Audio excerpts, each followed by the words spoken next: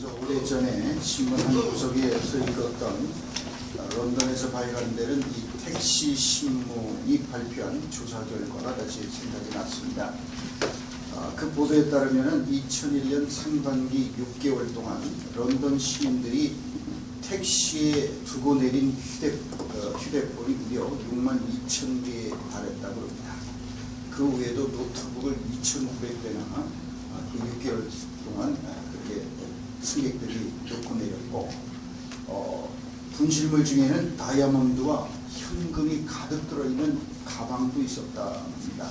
또 금붕어가 든 어항도 두고 내린 손님이 있었고, 가장 놀라운 것은 그 택시 안에 자신의 어린 딸까지 그냥 두고 내리는 손님이 있었습니다. 이것이 인간의 실력입니다. 이게 정신이 없으면은 자신의 어린 딸까지도 같이 탔는지도 모르고 택시에 그냥 두고 내릴 수 있는 게 그게 인간입니다. 이처럼 인간은 이 아주 소중한 것일지라도 쉽게 망각하는 경향을 가지고 있습니다. 더 나아가서 의도적으로 잊어버리고 그리고 그걸 갖다가 덮어버리려고 하는 그런 그 경향도 가지고 있습니다. 우리 민족이 유독 일본 사람들에 대해서 적대감을 갖고 있는, 그리고 그들에게 우리가 아주 그런 그 분노를 하는 이유는 뭐 때문입니까? 그들은 자신들이 저질렀던 만행에 가까웠던 그 과거사를 의도적으로 망각하고 은폐하고자 합니다.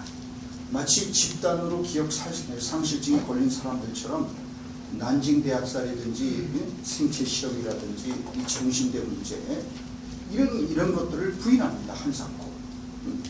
과거 역사를 망각하고 의도적으로 잊어버리는 사람들은 그 역사로부터 아무것도 배우지 못하고 똑같은 실수를 되풀이할 수 있는 위험을 가지고 있는 겁니다.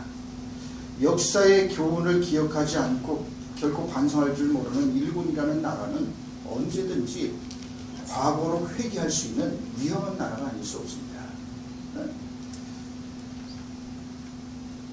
그래서 과거의 어두웠던 기억을 잊어버리는 일은 우리의 가장 친밀한 선생을 사실 우리의 적으로 만드는 것과 똑같습니다. 그걸 통해서 우리는 과거의 실패 역사, 좌절의 역사, 고통과 불행의 역사를 통해서 우리가 정말 배워야 될 교훈을 배우지 못하면 그 좋은 선생을 우리의 적이 되도록 만드는 그런 결과를 가지고 있죠. 그래서 우리들이 가지고 있는 고통스러운 기억들과 직면하려 하지 않을 때 우리는 우리의 마음을 바꾸고 회개하는 가운데 성숙할 수 있는 기회를 스스로 놓쳐버리고 마는 겁니다. 고통과 실패의 역사를 통해서 아무것도 배우지 못하고 우리가 그냥 낭비해버리고 마는 어리석음에 빠지게 되는 겁니다. 비록 그것이 어둡고 수치스럽고 또 부끄러운 그런 과거라는 이 과거 역사일지라도 과거라는 상처를 직면하는 사람만, 자신의 어두운 과거와 죄악의 문제를 정직하게 직면하는 사람만이 치유가 가능하고 그리고 새로운 방식의 삶에 들어설 수가 있기 때문에 그렇습니다. 그런데 그걸 부인하고 그걸 망각하고 은폐하려고 한다면 그 사람은 그걸 통해서 아무것도 배우지 못하고 더 나아가서 오히려 더 악화될 뿐입니다. 그래서 우리는 기회가 있을 때마다 먼저 반성하라고, 너희들이 저지른 과거의 그 참혹하고 비열했던 역사에 대해서 사죄해야 된다라고, 그래야만 너희들이 그런 죄악으로부터 자유로워지고 그걸 되풀이하지 않을 수 있다고 우리는 일본에게 거듭 촉구하는 거지요. 그런 점에서 똑같은 전범 국가였던 이 독일은 조금 모범을 보여주는 나라입니다.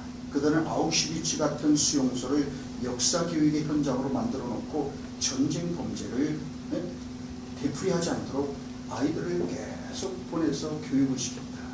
자기들이 얼마나 끔찍한 전쟁 범죄를 그 가스실에서 얼마나 많은 유대인들이 학살을 당했는지 그걸 그대로 보존을 해서 그렇기 때문에 이게 다시는 그런 역사를 되풀이하지 말아야 된다는 것을 계속 가르치고, 그러니까 사실 독일은 존 웨베도 존경받는 나라로 그렇게 거듭났지요.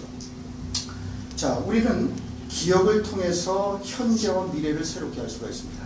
과거의 기억을 통해서, 과거의 역사를 통해서 현재와 미래를 새롭게 할 수가 있습니다.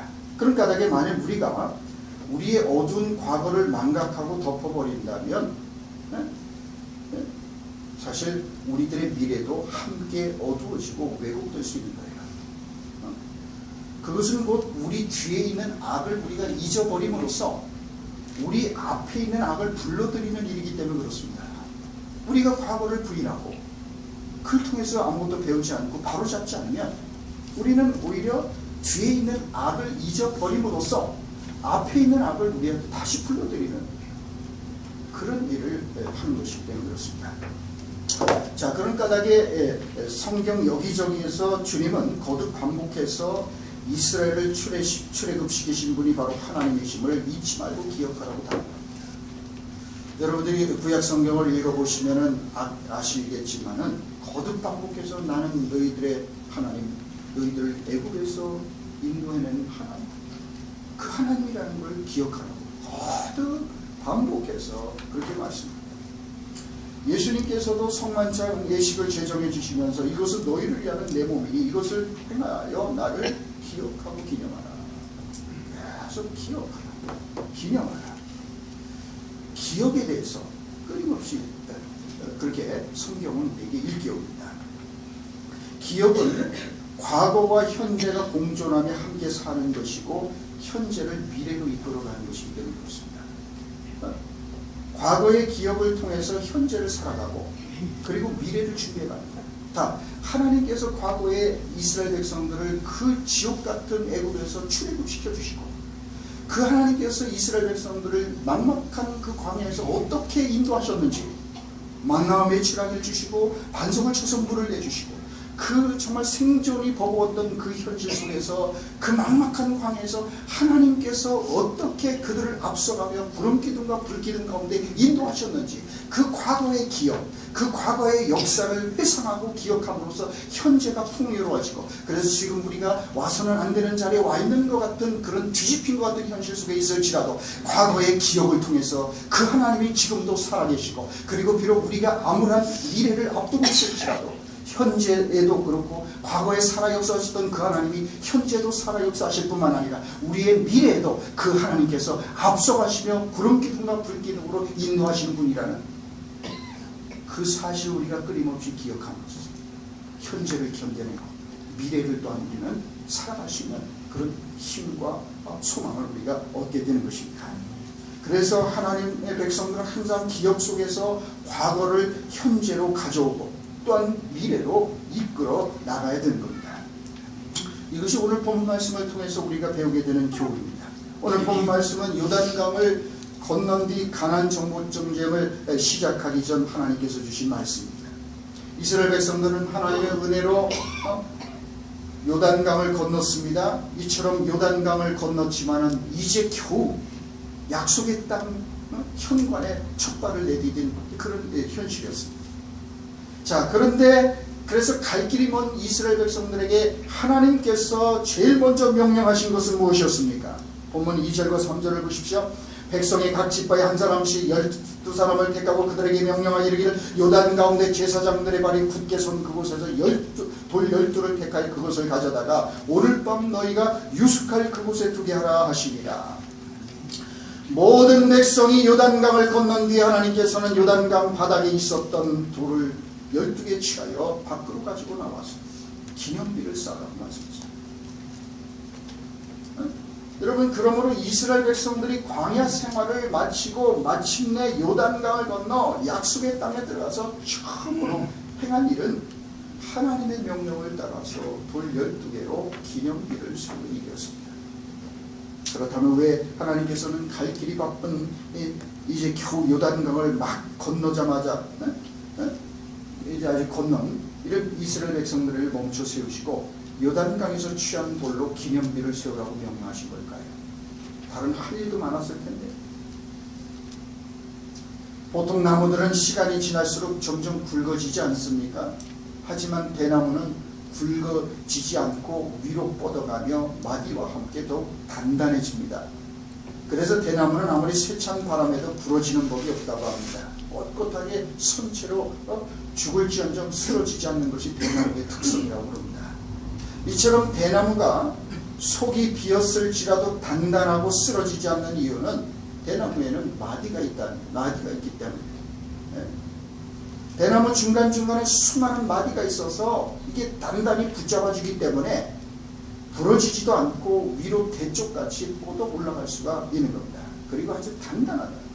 굽지도 않고 속이 비어있음에도 불구하고 쓰러지지 않는 이유는 마디마디마다 매듭을 확실히 짚고 그 위에 매듭 위에 또 다른 매듭을 올려서 이렇게 세워가기 때문에 이 대나무가 쭉 뻗어 올라가지 않습니까? 두껍지도 않은데도 이게 쓰러지지 않는 거예요.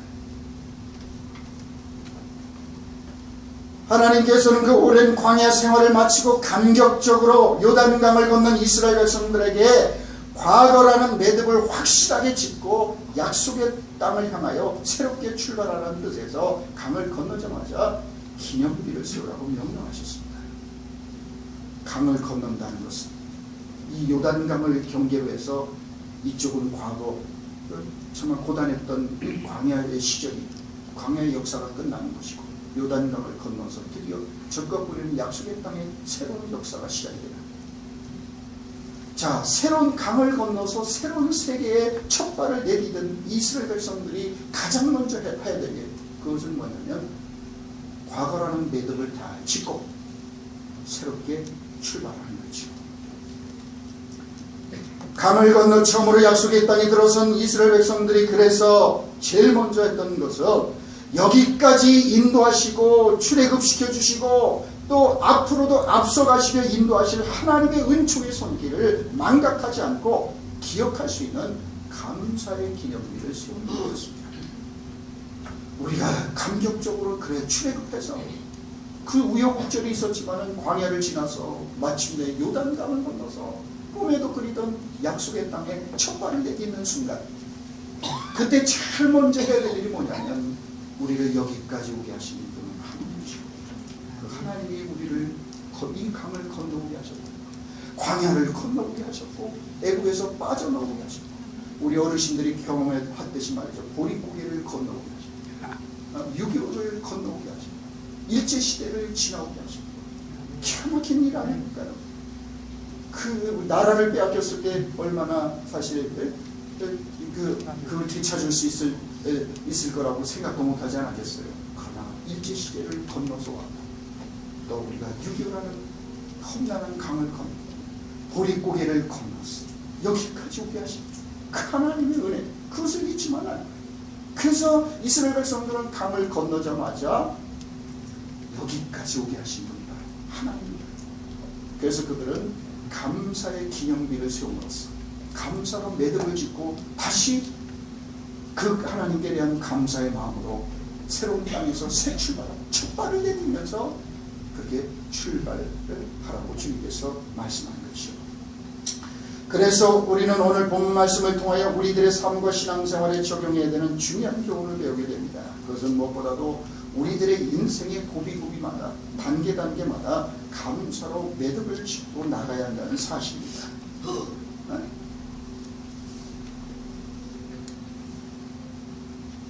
사람들은 누구나 쉽게 과거의 은혜를 잊어버립니다. 화장실에 그래서 들어갈 때의 마음과 나올 때의 마음이 다르다고 그러지 않습니까?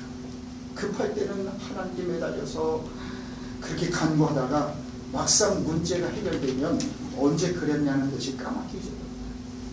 하나님, 우리가 인생의 장벽을 만나게 될 때 하나님 이번 문제 해결해 주시면 제가 이렇게 헌신하고 저렇게 봉사하겠습니다. 하나님께서 정말 이번에 은혜를 주시고 하나님께서 이번에 이 인생의 난제를 해결해 주시면 제가 하나님 이렇게 저렇게 봉사 헌신하고 하나님 우리가 그렇게 하나님께 하겠습니다. 그런데 문제가 해결되면 언제 그랬냐는 것이 싹 태도를. 그래서 아마 우리도 그동안 살아오면서 하나님한테 공수표 날린 사람들이 꽤 있을 거예요.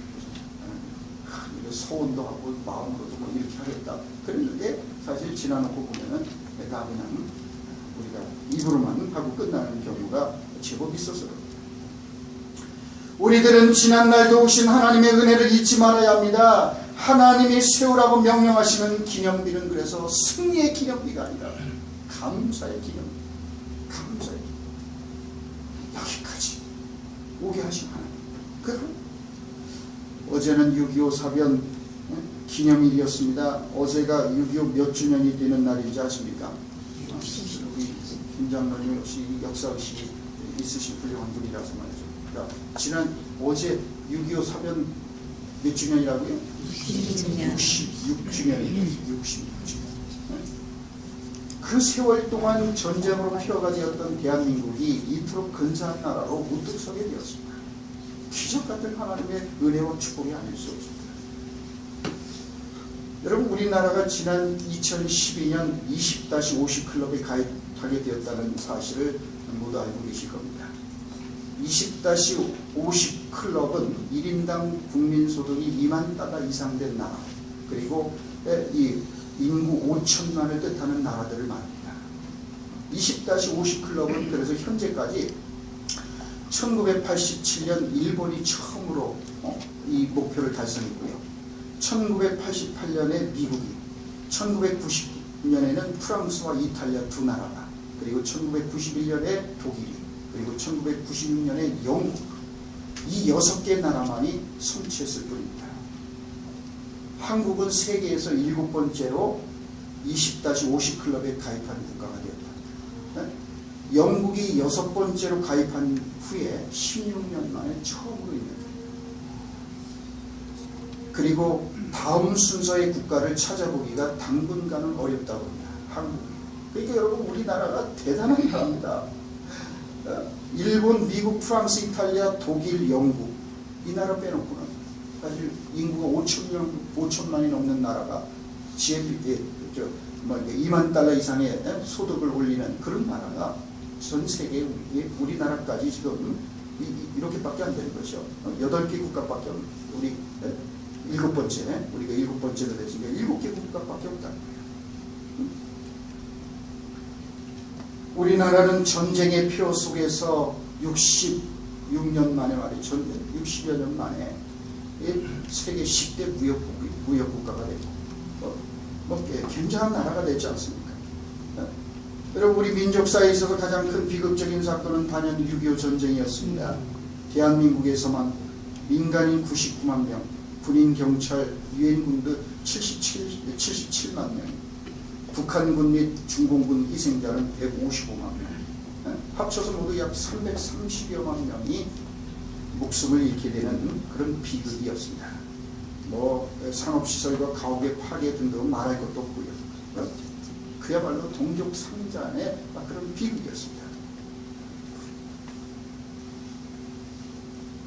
1950년 북한이 기습적으로 남침하자 7월 7일 유엔 안보리가 소집이 됩니다. 영국과 프랑스가 공동으로 유엔군 사령부를 설치할 것을 건의했고, 이것이 가결되어 유엔은 최초로 실권을 행사할 수 있는 기구를 설치하게 됩니다. 그리고 유엔 회원국들의 군사적 원조가 미국 지휘를 중심으로 이루어지는 결의안도 가결이 됩니다. 그래서 세계 역사 최초로 유엔군이 전쟁터에 파견이 되는 그런 일이 일어납니다. 역사상 유엔에서 어떤 한 나라를 위하여 파병한 것이 우리나라 6.25 때가 처음이고 마지막이었습니다. 그러니까 여러분, 놀라운 일이에요. 유엔군이 창설되는 것도 어떻게 보면 우리나라 6.25를 막기 위해서는지 몰라요. 하나님께서 그렇게 우리가 제멋대로 해석한다면 하나님께서 우리나라를 위해서, 우리나라를 지키기 위해서 유엔군을 창설하게 됐고, 유엔군을 써먹었던 유일한 나라가 바로 우리나라밖에 없습니다. 또 이러한 파병 결정이 이루어지기 위해서는 무엇보다도 유엔 안전보장이사의 승인을 받아야만 했습니다. 미국과 영국과 소련과 프랑스, 중국, 이 5개 이사국이 만장일치의 결의가 있어야만 군대를 파송할 수가 있었습니다. 이 가운데 한 나라만 반대해도 군대를 파병할 수가 없습니다. 그런데 놀라운 것은 7월 7일 유엔 안보리가 소집되었을 때 소련 대표가 참석하지 않았습니다. 만일 북한을 그때 그 뒤에서 사주하고 있었던 소련 대표가 참석했다면 틀림없이 거부권을 행사할 것이고, 그랬으면은 유엔군은 우리나라에 올 수 없었습니다. 그런데 우리 민족의 사활이 걸린 바로 그날 소련 대표가 어떤 이유에서든지 불참을 합니다. 쿠바를 둘러싼 미국의 외교 정책에 대한 항의로 그랬다고 하는데, 어쨌든 간에 그래서 이 소련 대표가 참석하지 않은 그 회의에서 나머지 이사국 전부 만장일치로 파병 찬성을 합니다. 그래서 미 극동군 사령관이었던 더글라스 맥아더가 유엔군 사령관으로 임명되고 작전 지휘권도 넘겨받습니다. 그래서 맥아더는 미군과 한국군과 유엔군 총 7전업이어서 총 16개국이 한국의 전투부대를 파병하게 되고 그래서 총병력 34만 1000명을 이끄는 이제 지휘관이 되어서 더글라스 맥아더가 한국에 옵니다. 만반의 준비 끝에 소련제 최신 무기를 무장하고 파죽지세로 밀고 내려온 북한군은 불과 3일 만에 서울을 함락시키는 기염을 토합니다. 그리고 7월 25일 북한군은 남한의 최후의 보루인 낙동강 방어선까지 내려옵니다. 한반도의 끝에 위치한 부산을 중심으로 남북 135km, 동서 90km라는 한 줌도 안 되는 정말 그 땅을 최후의 결전장으로 남겨두고 있습니다. 이 낙동강 전투가 아주 치열한 걸 유명하잖아요. 그게 함락이 되면은 그대로 끝나는 거예요. 그냥 공산화되는 아주 위기에 놓여 있습니다. 사태가 얼마나 심각했던지 미국은 심지어 일본으로 후퇴하는 계획까지 세워놓을 정도로 급박하게 돌아갔어요. 그래도 그 낙동강에서 최후의 방어선을 치고 목숨을 걸고 하는 동안, 그 시간을 끄는 동안에 유엔군 파병이 결정이 돼서 유엔군들이 들어오게 되는 것이죠. 그래서 맥아더가 1950년 9월 15일 인천 상륙작전을 감행해서 전세를 바꿔놓습니다. 낙동강 전선까지 내려갔던 북한군 후방에서 허리를 들고 들어와서 인천으로 들어와버립니다. 그러니까 이 북한 공산군이 혼비백산에서 이제 후퇴하게 됩니다. 아무도 생각하지 못했던 이 인천 상륙작전. 그런데 재미난 거는 맥아더가 예수 잘 믿는 사람이었거든요. 맥아더가 인천 상륙작전을 하게 된 것은 다름 아닌 여호수아서에 나오는 대로 여호수아가 이끈 가나안 정복전쟁에서 그 아이디어를 가져왔다는 거예요. 이스라엘 백성들이 가나안을 정복할 때 남부나 북부 쪽으로 가서 차근히 치고 올라간 게 아니라 여리고 쪽을 중앙을 팔레스타인 중앙 지역을 뚫고 들어가서 중앙부터 정복을 했어요. 그리고 남부 정복했고 그 다음에 북부 정복했어요. 순서를. 그래서 맥아더도 이 전쟁을 빨리 끝내는 방법이 뭘까 생각하다가 여호수아에서 나오는 여호수아가 했던 그 전략. 그래서 그걸 가지고 인천 상륙작전을 수많은 사람들이 반대했는데 그런 작전이 성공한 적이 거의 전사에서 없다는 겁니다. 한 번밖에 없었다는 거예요. 무모하다는 거지 그게. 인천 거기 서해안은 더군다나 이게 조수 간만의 차가 해서 만약 잘못됐다가 만약 거기서 저항에 부딪혀서 시간이 지체되면 배가 이제 군함들이 그대로 빠져나오지 못하고 오히려 그래서 아주 타격 목표가 되기 때문에 위험하다고 굉장히 많은 사람들이 반대를 했다. 조수 간만의 차 때문에. 그런데도 불구하고 이 맥아더는 결단을 하고 인천 상륙작전을 갑니다. 북한군들도 글로 들어올 거라고는 생각도 못했던 거죠. 그러니까 인천 들어와 보니까 뭐 저항도 없어. 그래서 신속하게 허리를 들고 들어와서 이제 북한군을 압박했고 그래서 전세를 뒤집어서 결국은 그렇게 지켜낼 수가 있었던 이것이 6.25의 그런 역사입니다.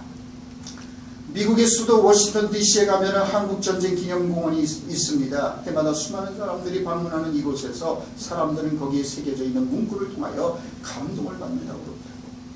우리 미 합중국은 조국의 부름을 받고 한 번도 만나지 못했던 사람들, 전혀 알지도 못했던 나라의 자유를 위하여 달려갔던 자랑스러운 우리의 딸과 아들에게 경의를 표한다. 그 문구 아래 자유는 결코 공짜가 아니다 라고 새겨져 있다고 합니다. 유엔 산하 16개국에서 파송한 참전용사들 가운데 수만 명이 이 땅에 와서 전사를 했습니다. 뿐만 아니라 미국 아이젠하워 대통령의 아들도 이 땅에 와서 전쟁 중에 전사했습니다. 벤프리트 장군의 아들도 클라크 유엔 사령관의 아들도 이 전쟁에 와서 전사했습니다. 또한 워커 중장은 아들과 함께 참전했다가 전사를 합니다. 그래서 그 장군의 희생을 기념하기 위해서 이름을 워커힐 호텔로 지은 호텔이 광장동 바로 워커힐 언덕에 있습니다. 그래서 그걸 워커힐이라고 워커힐 그를 기념하고 있습니다. 이 땅에 와서 그래. 이처럼 우리가 누리고 있는 자유가 수많은 고귀한 생명에 대가로 우리에게 주어지는 것이라는 사실을 잊지 말아야 합니다. 보통 은혜가 아닙니다. 이 조그만 나라, 듣도 보도 못한 그 1950년에 전 세계에서 유엔 분들이 왔어. 수많은 젊은이들이 말도 통하지 않고 한 번도 본 적도 없고 상관도 없는 이 나라의 자유를 위해서 와서 이 땅에 싸우다가 그렇게 죽었다. 그 은혜를 우리가 입었습니다.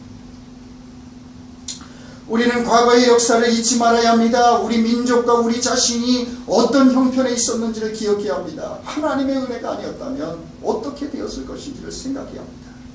하지만 우리는 너무 쉽게 과거를 잊어버립니다. 그렇기 때문에 은혜를 망각합니다. 감사를 잊어버리고 살 때가 많습니다. 오늘 우리가 누리고 있는 은혜와 축복이 얼마나 귀한 것인지를 알려면 과거에 처절했던 역사, 절망적인 모습을 다시 기억하게 됩니다. 그런 까닭에 주님께서는 받은 은혜를 망각하지 않고 우리가 은혜적 세계관을 가지고 살아가도록 감사의 기념비를 세우라고 명령하신 것. 6절과 7절 말씀을 보십시오.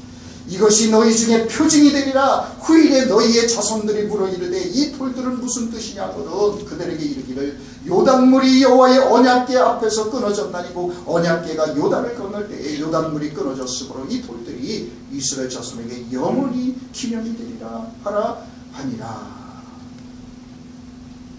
이것이 표징이 되리라. 그래서 요단강을 건너온 이스라엘 백성들에게 주님께서 명하신 것입니다.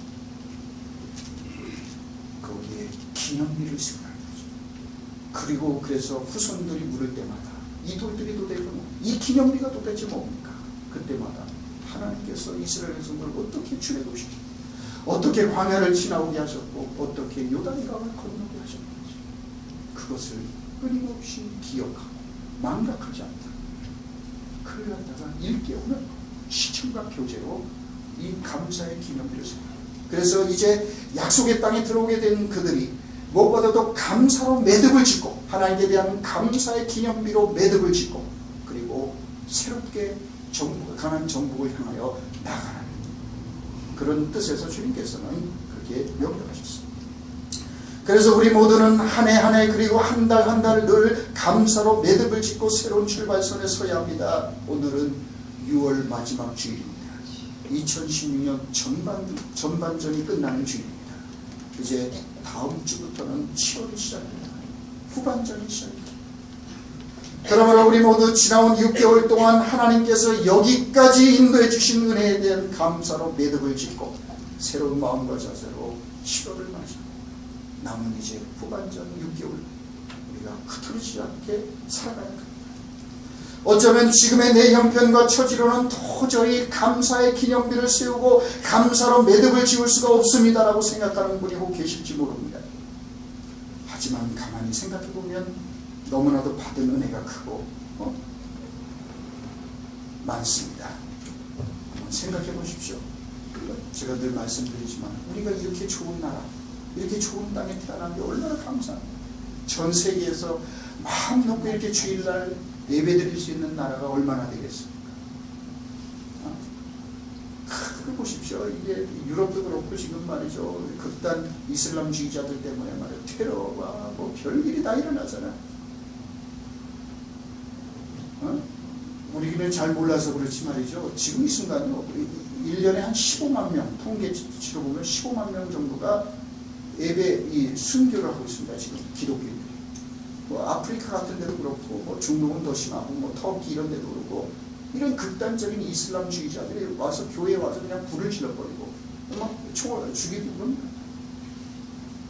뭐 또 흔적도 없이 사라지기도 하고 그런 보고서를 보면은 평균 15만 명이 죽습니다. 15만. 근데 우리나라는 솔직히 말해도 우리가 예수 믿는다고 우리가 핍박을 받습니까? 박해를 받습니까? 이렇게 좋은 나라. 네? 얼마나 감사한 나라입니다. 게다가 여러분 한번 생각해 보십시오. 우리가 북한 땅에 태어났다고 한다면 어떻겠습니까? 아이고, 그냥 이 남한 땅에 태어난 것만 해도 세상에 자다가 벌떡 일어납니다. 그런 감사의 조건이 아니십니까? 우리의 심장은 하루에 10만 번가량 뛴다고 그럽니다. 몸속에 우리의 혈액은 하루에 약 2억 7천만 킬로미터를 달리고 하루에 숨쉬는 횟수는 2만 3천 번 정도랍니다. 사람이 일부러 수고를 해서 심장이 뛰고 혈액이 달리는 게 아닙니다. 폐는 스스로 소급을 합니다. 이 모든 일에 문제가 생기면 생명에 바로 이상이 올 수 있는 거예요. 그런데 오늘도 변함없이 우리의 심장이 10만 번 이상 뛰고 있고, 얼마나 우리 혈액이 2억 7천만 킬로미터를 혈액이 돌고 있는데 그게 어디 막히지 않아요. 그러니까 머리에서 막히면 뇌 혈관 질환이 오는 거고, 심장에서 막히면 심장마비로 죽는 거고. 여러분, 우리 몸의 혈관에 피가 막히지 않고 잘 흐르고 있으니 기적 같은 은혜 아니겠습니까? 우리 호흡이 멈추지 않고 이 시간에도 우리가 자가 호흡을 할 수 있는 얼마나 감사합니까? 중환자실 가보십시오. 산소호흡기 없이는 스스로 숨을 쉬지 못하는 사람들이 얼마나 많습니까?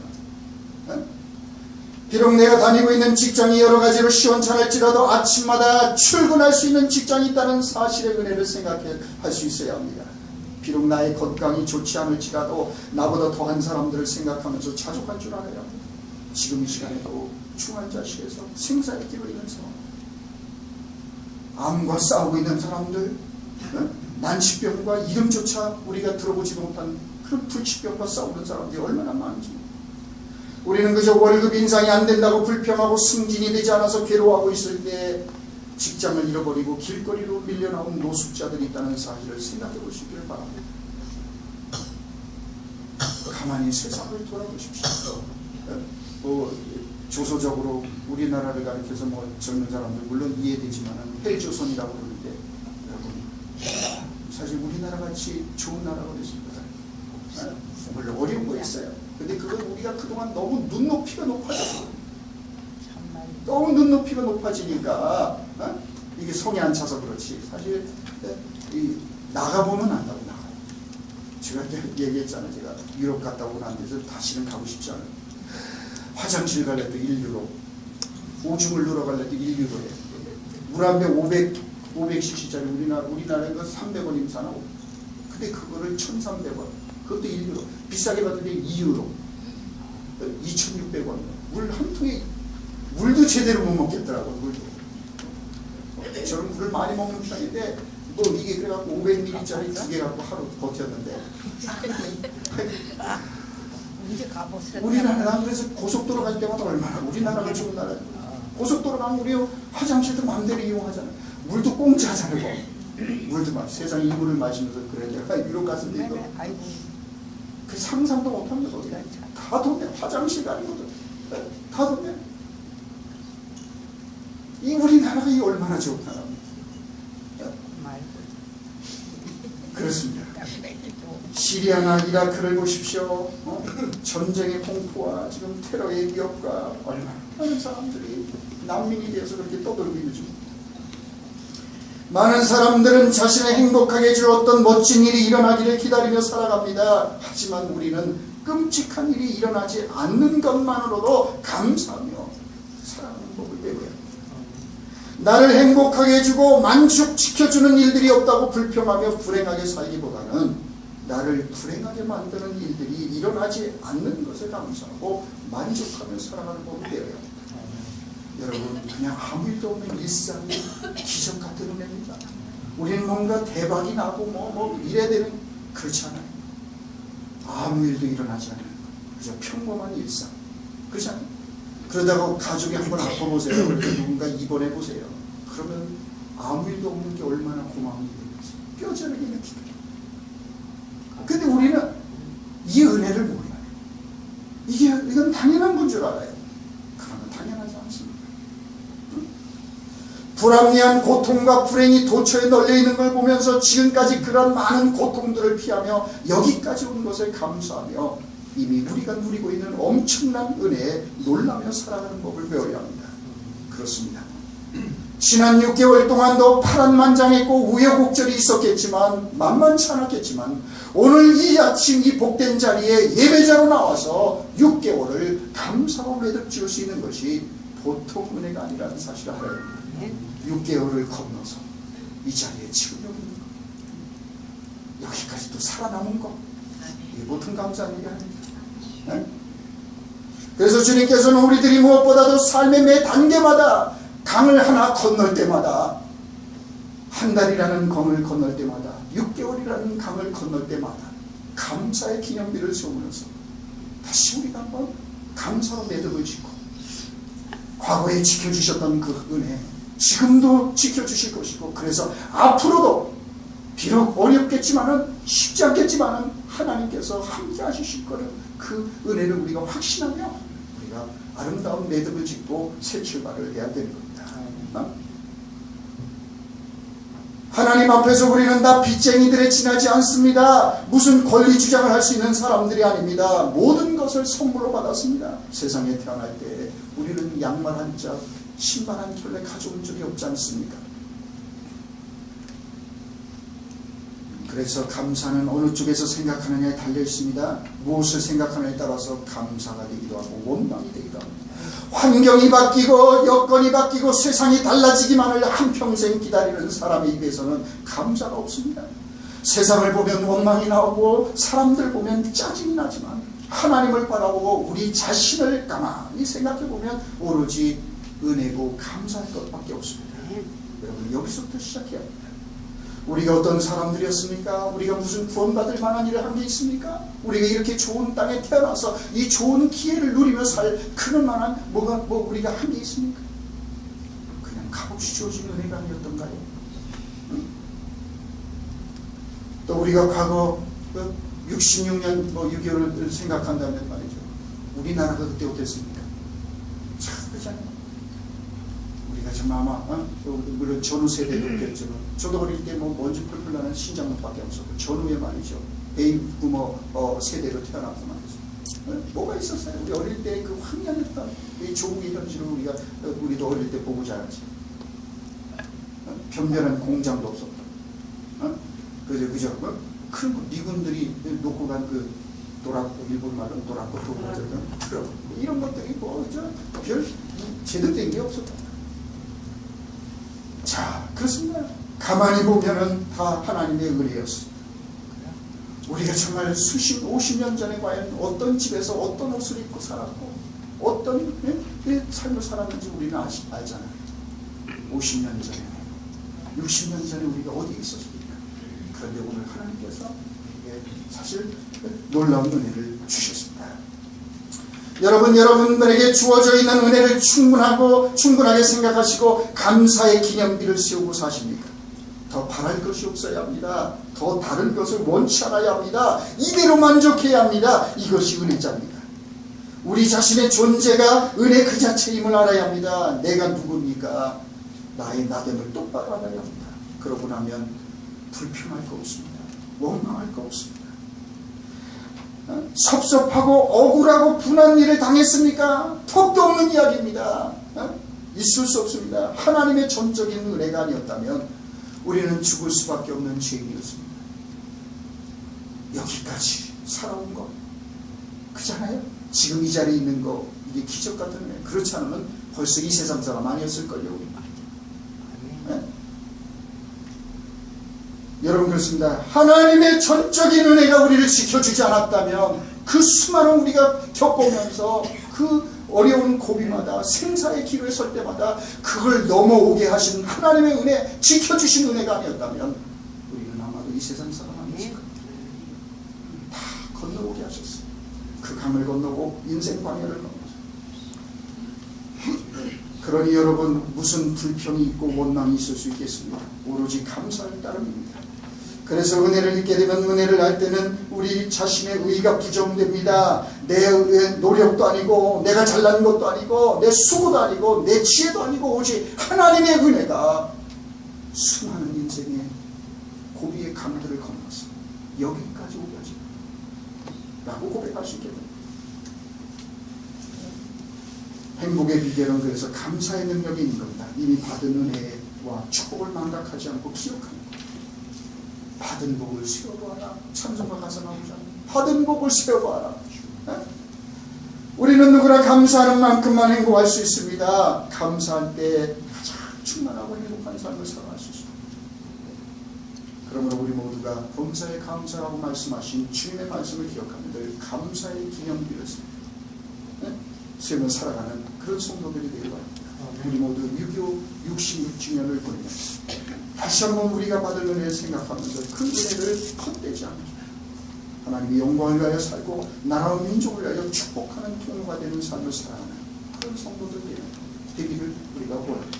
지난 6개월의 삶을 감사로 매듭을지고 여기까지 6개월을 또 험난했던 6개월을 지나서 여기까지 오게 하신 하나님께 감사, 오늘 감사로 하나님께 매듭을 지고 또 이제 남은 7월 다음 주부터 시작되는 7월부터 시작되는 남은 6개월 후반전을 후회 없는 삶으로 살아가는 축복이 되어 주의 이름으로 축원합니다. 고맙습니다.